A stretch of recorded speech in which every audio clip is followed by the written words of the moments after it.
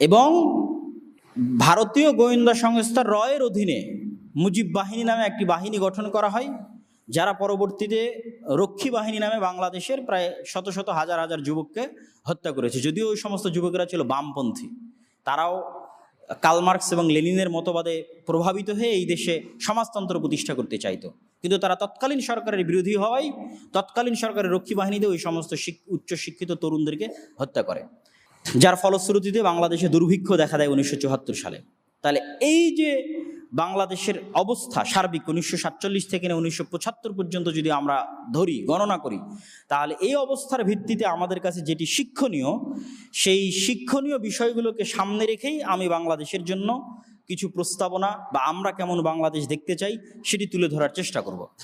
বাংলাদেশের জন্য এই প্রস্তাবনার আমরা এইভাবে উল্লেখ করতে পারি, বাক্যটা এইভাবে লিখতে পারি যে যতদিন এই ডেমোক্রেটিক সিস্টেম পরিপূর্ণ ব্যর্থ না হচ্ছে, ততদিন এই ব্যবস্থাটাকে কতটা শারঈ বান্ধব এবং কতটা জনবান্ধব করা যায়, শারঈ বান্ধব, শরীয়ত বান্ধব এবং জনবান্ধব করা যায়, তার জন্য চেষ্টা করা। তো প্রথমত আমরা জনবান্ধবের বিষয়টাই আলোচনা করি, যে বাংলাদেশে এখন যে সিস্টেম চলতেছে সংসদীয় গণতন্ত্র, এই সিস্টেমটা এমনভাবে তৈরি যে এখানে যেই প্রধানমন্ত্রী হবে সেই স্বৈরাচার হয়ে যাবে। স্বাভাবিক, এই দেশে কোনো প্রদেশ নাই, কোনো প্রাদেশিক সিস্টেম নাই, এককেন্দ্রিক ক্ষমতা। এই এককেন্দ্রিক ক্ষমতা হওয়ার কারণে যেই প্রধানমন্ত্রী হবে সে অটোমেটিক স্বৈরাচার হয়ে যাবে। তাহলে এই ব্যবস্থার পরিবর্তন করে ক্ষমতার ভারসাম্য নিয়ে আসা দরকার। সম্ভব হলে বাংলাদেশের মধ্যে প্রাদেশিক সিস্টেম চালু করা দরকার, যেন অন্তত প্রদেশের মুখ্যমন্ত্রীর সাথে প্রধানমন্ত্রীর ক্ষমতার ভারসাম্য থাকে এবং কেউ চাইলেই যেন এক ঝটকায় স্বৈরাচার না হয়ে যেতে পারে। দ্বিতীয়ত, প্রেসিডেন্সিয়াল সিস্টেম এই সমস্ত দেশের জন্য, ভারত, পাকিস্তান, বাংলাদেশের মতো যে সমস্ত দেশে প্রতিষ্ঠান অনেক দুর্বল, প্রতিষ্ঠান মানে পুলিশ বাহিনী দুর্বল, আর্মি দুর্বল, বিচার বিভাগ দুর্বল, এগুলোকে বলা হয় প্রতিষ্ঠান। ইংল্যান্ড এবং আমেরিকায় গণতন্ত্র কেন চলে? ইংল্যান্ড এবং আমেরিকায় প্রতিষ্ঠান শক্তিশালী, পুলিশ তার মতো স্বাধীন শক্তিশালী, আর্মি তার মতো স্বাধীন শক্তিশালী, বিচার বিভাগ তার মতো স্বাধীন শক্তিশালী। যখন প্রতিষ্ঠানগুলো তার মতো স্বাধীন শক্তিশালী হয়, তথা পুলিশ চাইলে প্রধানমন্ত্রীকেও গ্রেফতার করতে পারবে। এই স্বাধীন শক্তিশালী হওয়ার কারণে ওই দেশগুলোতে এখন পর্যন্ত গণতন্ত্র টিকে আছে, যদিও ওই গণতন্ত্রের চাইতে ইসলামী খেলাফা হাজার গুণে ভালো, যদি তারা জানতো এবং বুঝতো। কিন্তু আমাদের দেশে চলে না কেন? আমাদের দেশের প্রতিষ্ঠানগুলো দুর্বল। যে সরকারি আসে সে প্রতিষ্ঠানকে নিজের পকেটে নিয়ে নেয়।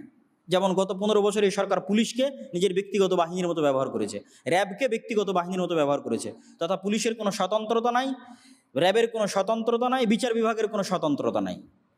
এই জন্য এই সমস্ত দেশে, যেই সমস্ত দেশে প্রতিষ্ঠানগুলো দুর্বল এবং যে কোনো সরকার প্রতিষ্ঠানকে নিজের কুক্ষিগত করে, সেই সমস্ত দেশে প্রেসিডেন্সিয়াল সিস্টেমই বেশি নিরাপদ, যে সারা দেশের জনগণ ভোট দিয়ে একজনকে প্রেসিডেন্ট নির্বাচন করবে, একজনকে প্রেসিডেন্ট নির্ধারণ করবে। এবং ক্ষমতার ভারসাম্য আনার জন্য তৃতীয় যে জিনিসটি এই সমস্ত গণতান্ত্রিক দেশে প্রয়োজন, সেটি হচ্ছে দ্বিকক্ষ বিশিষ্ট সংসদ। আমাদের দেশে এক কক্ষ বিশিষ্ট, ইংল্যান্ডেও দ্বিকক্ষ বিশিষ্ট। ইংল্যান্ডের যেটা উপরের কক্ষ সেটাকে বলে হাউস অফ লর্ডস, যেটা আপার উচ্চ কক্ষ, যেটা এই হাউস অফ লর্ডসে গির্জা থেকে যারা পাদ্রী আছে তারা অটোমেটিক চলে আসে সদস্য হিসেবে, এবং আরও বিভিন্ন বিচার বিভাগ থেকে আরও বিভিন্ন দিক থেকে তারা নির্ধারিত হয় এই হাউস অফ লর্ডসের। একমাত্র যেটা হাউস অফ কমন্স, তারাই নির্বাচিত হয় জনগণের সরাসরি ভোটে। ঠিক আমেরিকার ভোট ব্যবস্থার মধ্যেও ইলেকটোরাল ভোট, যেটি সরাসরি জনগণের ভোট নয়, বরং এই ধরনের কিছু বাছাইকৃত জ্ঞানীগুণী ব্যক্তির, তাদের ভোটের মাধ্যমে প্রেসিডেন্ট নির্বাচিত হয়। এই জিনিসটা বাংলাদেশে চালু করার জন্য দ্বিকক্ষ তথা উচ্চ কক্ষ একটা থাকবে, যারা সরাসরি জনগণের ভোটে নির্ধারিত হবে না, বরং তারা দেশের জ্ঞানীগুণী ব্যক্তি হবে। দেশের উচ্চশিক্ষিত বিশ্ববিদ্যালয় থেকে শুরু করে মাদ্রাসা আলেম ওলামা থেকে শুরু করে বিচারপতি থেকে শুরু করে জ্ঞানীগুণী উচ্চশিক্ষিত মানুষগণ সেটির সদস্য হবে, ওই দ্বিকক্ষ বিশিষ্ট সংসদের উচ্চ কক্ষের সদস্য হবে। এবং যে কেউ চাইলে আইন, আজ 350 জনের মধ্যে 300 জন ভোট দিয়ে দিল বা 300 জন 290 জন ভোট দিয়ে দিল, আইন পাশ হয়ে গেল, এই ধারাবাহিকতা তখন কমে আসবে। দুই কক্ষের মতামত গ্রহণ করতে হবে, মতামত গ্রহণ করে তখন সেটিকে আইনে পরিণত করতে হবে, তথা যে কোনো কিছুকে আইনে পরিণত করা কঠিন হয়ে যাবে এবং স্বৈরাচারী ব্যবস্থার ফিরে আসা কঠিন হয়ে যাবে। বাংলাদেশের জন্য আরও যে বিষয়গুলো জনবান্ধব করার জন্য, আরও যে বিষয়গুলো বাংলাদেশে চালু করা উচিত, আমরা ধারাবাহিক সেই প্রস্তাবনাগুলো পড়ে আজকের বক্তব্যের আমরা ইতি টানার চেষ্টা করব। প্রথমত, অতি দ্রুত সময়ের মধ্যে সংবিধান সংশোধন করত দ্বিকক্ষ বিশিষ্ট সংসদীয় ব্যবস্থা চালু করা, ইংল্যান্ড এবং আমেরিকার আদলে। দ্বিতীয়ত, প্রেসিডেন্ট পদ্ধতির নির্বাচন ব্যবস্থা চালু করা, এই সংসদীয় প্রধানমন্ত্রী ব্যবস্থা বিলোপ করা। সংসদের উচ্চকক্ষে দেশের শীর্ষস্থানীয় জ্ঞানী গুণী ব্যক্তিগণ স্থান পাবেন, তারাই নির্ধারণ করবেন কারা প্রেসিডেন্ট প্রার্থী হওয়ার যোগ্য। একজন চাইলো আর প্রেসিডেন্ট প্রার্থী হয়ে গেল, একজন চাইলো আর প্রধানমন্ত্রী প্রার্থী হয়ে গেল জি না, দেশের জ্ঞানী গুণী ব্যক্তিরাই নির্ধারণ করবেন যে অমুক ব্যক্তি প্রেসিডেন্ট হওয়ার যোগ্য, অনুমোদন দিবেন যে হ্যাঁ সে প্রেসিডেন্ট হওয়ার যোগ্য হতে পারে, তা এদের মধ্যে থেকে মানুষ যাকে চায় তাকে বাছাই করে নিতে পারে। 4, সংবিধানে শরীয়ত বিরোধী কোনো আইন প্রণয়ন করা যাবে না মর্মে একটি ধারা রাখতে হবে। আমরা বলিনি যে সংবিধান সরাসরি শারঈ হতে হবে, কেননা বললেও এটা বাস্তবায়ন হবে না। একটা ডেমোক্রেটিক গণতান্ত্রিক সিস্টেমের মধ্যে দিয়ে ইসলামিক খেলাফা আসে না, যেটা আমি আগে ক্লিয়ার করেছি। কিন্তু ন্যূনতম এতটুকু দাবি আলেম ওলামা, ইসলামী দল, ইসলামী সংগঠনগুলো সরকারের কাছে করতে পারে যে আপনার সংবিধানে অন্তর্ভুক্ত থাকতে হবে যেন ইসলামের সাথে সাংঘর্ষিক কোনো বিধান না প্রণয়ন হয়। এটা আমি একটু খুলে বলি। যেমন চুরি করলে ইসলামের বিধান হচ্ছে হাত কাটতে হবে, তাহলে পরিপূর্ণ ইসলামী খেলাফা আসলে হাত কাটা হবে। আর যখন একটা ডেমোক্রেটিক সিস্টেম আছে, গণতান্ত্রিক ব্যবস্থাপনা আছে, তখন চুরি করলে তার হয়তো 1-2 বছরের জেল হতে পারে। কিন্তু ওই ব্যবস্থা চুরিকে সম্পূর্ণ হালাল বলেনি। যদি এই ব্যবস্থা চুরিকে সম্পূর্ণ হালাল বলতো তাহলে এটা ইসলামের সরাসরি সাংঘর্ষিক হয়ে যেত। কিন্তু এটা পরিপূর্ণ ইসলামী ব্যবস্থাপনা নয়, কেন চুরি করলে হাত কাটা হচ্ছে না, অন্য আরেকটা বিধান আরোপ করা হচ্ছে। কিন্তু অন্তত চুরি তো অপরাধ, তাহলে এটা ইসলামের সাথে সাংঘর্ষিক নয়। তাহলে ন্যূনতম এই জিনিসটা নিশ্চিত করতে হবে যে সরাসরি ইসলামের সাথে সাংঘর্ষিক যেন কোনো কিছু না আসে। যেমন সুদী ব্যবস্থাপনা সরাসরি ইসলামের সাথে সাংঘর্ষিক, ইসলাম বিরোধী। সমকামিতা, LGBTQ এগুলোর অধিকার দেওয়া, এগুলো সরাসরি ইসলাম বিরোধী। এরকম আরও বহু বিষয় আসতে পারে যেগুলো সরাসরি ইসলাম বিরোধী, ইসলামের সাথে সাংঘর্ষিক। সেই ধরনের কোনো কিছু যেন না হতে পারে, এতটুকু ন্যূনতম বিধান যে কোনো গণতান্ত্রিক দেশে অন্তর্ভুক্ত করা যেতে পারে, যেমনটা পাকিস্তানেও আছে। পাকিস্তান একটা গণতান্ত্রিক দেশ, কিন্তু এই ধরনের ধারা সংযুক্ত করা আছে সংবিধানের সাথে। মুসলিম পারিবারিক আইন সহ যে সমস্ত আইন চলমান আইনেও শারঈ বিধান অনুযায়ী হয়ে থাকে, যেমন এখনও বাংলাদেশে জমি জায়গার বন্টন শারঈ বিধান অনুযায়ী হয়, তালাক বা বিবাহ রেজিস্ট্রি ন্যূনতম হলেও শারঈ বিধান অনুযায়ী পরিচালনা করার ব্যবস্থা আছে, সেটা একটা নির্দিষ্ট মাযহাব অনুযায়ী হলেও শারঈ বিধান অনুযায়ী। তাহলে মুসলিম পারিবারিক আইন সহ যে সমস্ত আইন শারঈ বিধান অনুযায়ী পরিচালিত হয়, সেগুলোর জন্য সম্পূর্ণ ভিন্ন শারঈ কোড চালু করা, ভিন্ন শারঈ কোড, চলমান আইন থেকে সম্পূর্ণ বাহিরে গিয়ে ভিন্ন শারঈ কোড চালু করা। সুদবিহীন ইসলামী অর্থনীতিকে প্রতিষ্ঠা করার ব্যবস্থা করা, যেটি জনকল্যাণমূলক ইসলামী অর্থনীতি। 8, জাতীয় সঙ্গীতকে পরিবর্তন করে বাংলাদেশের 1947-এর যে মানচিত্র, 1905-এর যে বঙ্গভঙ্গ, এই মানচিত্রকে ধারণ করে এই রকম জাতীয়তাবোধে উদ্বুদ্ধ সম্পূর্ণ জাতীয় সঙ্গীত দরকার, যেই জাতীয় সঙ্গীত দুই বাংলাকে একত্রিত করে দিবে, আমার এই মানচিত্রকে ভেঙে দিবে, বা এই বাংলাদেশকে ভারতের অধীনস্থ করে দিবে, এই রকম মনোভাব সম্পূর্ণ জাতীয় সঙ্গীত বাদ দিয়ে দিতে হবে। 9, ভারতের সাথে যত দাসত্বের চুক্তি আছে সকল চুক্তি ছিন্ন করতে হবে এবং সমতার ভিত্তিতে চুক্তিগুলোকে নবায়ন করতে হবে। সেটি ট্রানজিট হোক, করিডোর হোক, সমুদ্র বন্দর প্রদান করা হোক, যা কিছু হোক, সকল কিছু নির্ধারণ হতে হবে সমতার ভিত্তিতে, গোলামি বা দাসত্বের ভিত্তিতে নয়। 10, তিস্তা পদ্মা সহ ভারত বাংলাদেশের মধ্যে যত যৌথ নদী আছে সকল যৌথ নদীর ন্যায্য হিস্সা ভারতের নিকট থেকে বুঝে নিতে হবে এবং নদীগুলোকে পুনরুজ্জীবিত করার জন্য আপ্রাণ চেষ্টা করতে হবে। ভবিষ্যৎ পৃথিবীতে যদি কোনোদিন বিশ্বযুদ্ধ হয় সেটি পানিকে নিয়েই হতে পারে, আর আল্লাহ সুবহানাহু ওয়া তাআলা এই দেশে পানির অফুরন্ত ব্যবস্থা রেখেছে, কিন্তু সেগুলোকে হত্যা করা হচ্ছে। 300-এর অধিক নদী মৃত্যুবরণ করেছে শুধু ভারতের বিভিন্ন বাঁধের কারণে। মরুভূমিতে পরিণত হয়ে গেছে পদ্মার মতো নদী, তিস্তার মতো নদী। আর এই মরুভূমিতে পরিণত হওয়া নদীতে যখন আবার পানি আসে তখন বন্যার কারণে হাজার হাজার গ্রাম ডুবে যায়। এই ব্যবস্থার বিলোপ হতে হবে। 11, প্রাদেশিক ব্যবস্থা চালু করতে হবে যাতে ক্ষমতার এক কেন্দ্রীকরণ সম্ভব না হয়, যে ক্ষমতা একজনের হাতে কুক্ষিগত হয়ে গেল আর সে স্বৈরাচার হয়ে গেল, এটি যেন সম্ভব না হয়। 12, রাজধানীর বিকেন্দ্রীকরণ করতে হবে, সব কিছু রাজধানীতে, আর রাজধানীর বাইরে কিছু নয়। আর কত চাপ নিবে এ ঢাকা? আপনি যতই মেট্রো রেল করেন, যতই এক্সপ্রেসওয়ে করেন, যতই ফ্লাইওভার করেন, আপনি যদি রাজধানীকে বিকেন্দ্রীকরণ না করেন তাহলে এই ঢাকা একদিন বসবাসের অনুপযোগী হয়ে যাবে। অতএব রাজধানী ভিন্ন করতে হবে, ব্যবসায়িক রাজধানী, প্রশাসনিক রাজধানী, অফিস আদালত পৃথক পৃথক করতে হবে, বিভিন্ন জায়গায় হতে হবে, সব কিছু ঢাকায় হতে হবে, এমনটি যেন না হয়। 13, বিচার ব্যবস্থা সম্পূর্ণরূপে স্বাধীন করে দিতে হবে, তাহলে ক্ষমতার ভারসাম্য আসবে।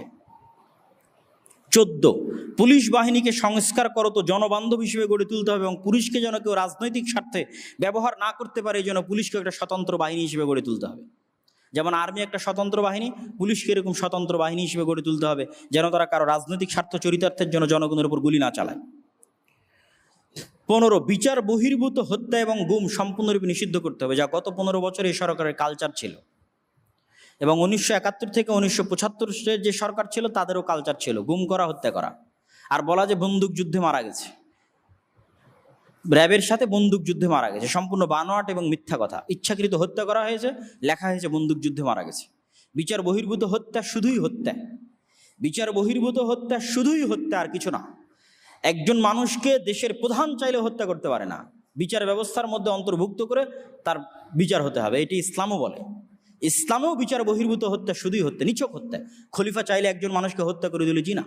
খলিফা যাকে অপরাধ করতে দেখছে ওকে বিচার বিভাগে পেশ করবে, বিচারপতি ফায়সালা করবে সাক্ষী সবুতের ভিত্তিতে যে এর কি অবস্থা এবং এর কি ফাঁসি হবে না শুলি হবে না জেল হবে কি হবে সেটার ফায়সালা দিবে।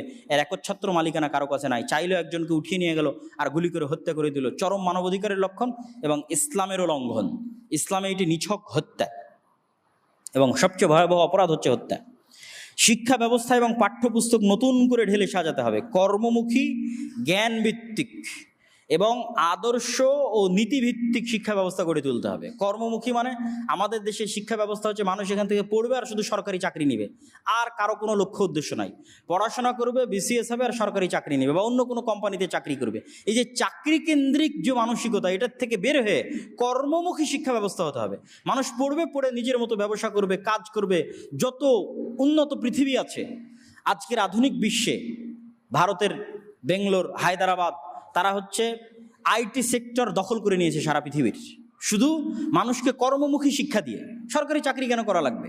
আইটি সেক্টর দখল করে নিয়ে তারা কোটি কোটি টাকা ইনকাম করতেছে অনলাইনে বসে থেকে, বিদেশে গিয়ে সার্ভিস দিয়ে। এরকম অসংখ্য কর্মমুখী শিক্ষা গড়ে তুলতে হবে যেন মানুষ শুধু চাকরিমুখী না হয়, বরং স্বাধীন হিসেবে কর্মমুখী চিন্তা ভাবনা যেন করে। দ্বিতীয়ত বলা হয়েছে জ্ঞান ভিত্তিক, তৃতীয়ত বলা হয়েছে নীতি নৈতিকতা ভিত্তিক তথা ধর্মভিত্তিক। চলমান যে শিক্ষা সিলেবাস আছে সেখানে মানুষকে সেকুলারের নামে, মানবাধিকারের নামে, ধর্মনিরপেক্ষতাবাদের নামে মানুষকে এমন বেপরোয়া স্বাধীনতা দেওয়া হয়েছে যেন মানুষ পশুত্বের স্তরে নেমে আসে। এটি বন্ধ করতে হবে। শিক্ষা প্রতিষ্ঠানগুলোতে ছাত্র রাজনীতি চিরতরে নিষিদ্ধ করতে হবে। এই ছাত্র রাজনীতির পরিবেশ থাকার কারণেই শিক্ষা প্রতিষ্ঠানগুলোতে পড়াশোনা ধ্বংস হয়ে গেছে, বিশ্ববিদ্যালয়গুলো থেকে পড়াশোনা উঠে গেছে। জনগণের অর্থের অপচয় করে মূর্তি এবং ভাস্কর্য বানানো নিষিদ্ধ করতে হবে। তাহলে জনগণের ট্যাক্সের টাকা দিয়ে কেন কোটি কোটি টাকা দিয়ে মূর্তি ভাস্কর্য তৈরি করতে হবে? রাজশাহীতে একটা তৈরি করা ছিল জনগণের কোটি কোটি টাকা দিয়ে, ঢাকাতে এরকম শত শত মূর্তি তৈরি হয়েছে কোটি কোটি টাকা দিয়ে। এটা বন্ধ করতে হবে, এটা জনগণের টাকা, এটা আমানত রক্ষা করতে হবে। এই দিক থেকে তো নিষিদ্ধ, সেটা ভিন্ন কথা, কিন্তু আপনি জনগণের টাকা কেন অপচয় করবেন, নষ্ট করবেন? এটা কখনোই হতে পারে না। 19, কৃষি খাতে ভর্তুকি দিয়ে দেশকে খাদ্যে স্বয়ংসম্পূর্ণ হিসেবে গড়ে তুলতে হবে। খাদ্যে স্বয়ংসম্পূর্ণ হওয়া অনেক বড় ব্যাপার। আমাদের সরকারগুলো মনে করে শুধু রাস্তাঘাট বানাবো আর শুধু ব্রিজ কালভার্ট তৈরি করবো, এটি উন্নয়ন। জি না, উন্নয়ন মূলত দুইটা জিনিসের উপর নির্ভর করে। এক, আপনি খাদ্যে স্বয়ংসম্পূর্ণ। দুই, আপনি শিক্ষা, জ্ঞান এবং ব্যবসায় উন্নত, স্বাস্থ্যে উন্নত। উন্নত প্রতিষ্ঠান লাগবে, ব্যবসার জন্য উন্নত প্রতিষ্ঠান লাগবে, শিক্ষার জন্য উন্নত প্রতিষ্ঠান লাগবে, জ্ঞান গবেষণার জন্য উন্নত প্রতিষ্ঠান লাগবে এবং খাদ্যে স্বয়ংসম্পূর্ণ হওয়ার জন্য উন্নত কৃষি ব্যবস্থা লাগবে। এগুলোর পিছনে ইনভেস্ট করতে হবে। তা না করে সব টাকা দিয়ে রাস্তাঘাট আর ব্রিজ কালভার্ট তৈরি করবেন আর মানুষ সব জাহেল গণ্ডমূর্খ হয়ে থাকবে, ব্যবসা প্রতিষ্ঠান ধ্বংস হয়ে যাবে। বাংলাদেশে যেমন চামড়া শিল্প ধ্বংস হয়ে গেছে, কুরবানির সময় আপনারা দেখবেন যে চামড়ার কেমন দাম, চামড়া শিল্প ধ্বংস হয়ে গেছে। প্রকাশনা ব্যবস্থা বাংলাদেশে ধ্বংস করা হয়েছে, সকল সরকারি বই কলকাতার প্রেস থেকে ছাপিয়ে আনা হয়। এরকম অসংখ্য ব্যবসায়িক প্রতিষ্ঠানকে ধ্বংস করে দেওয়া হয়েছে।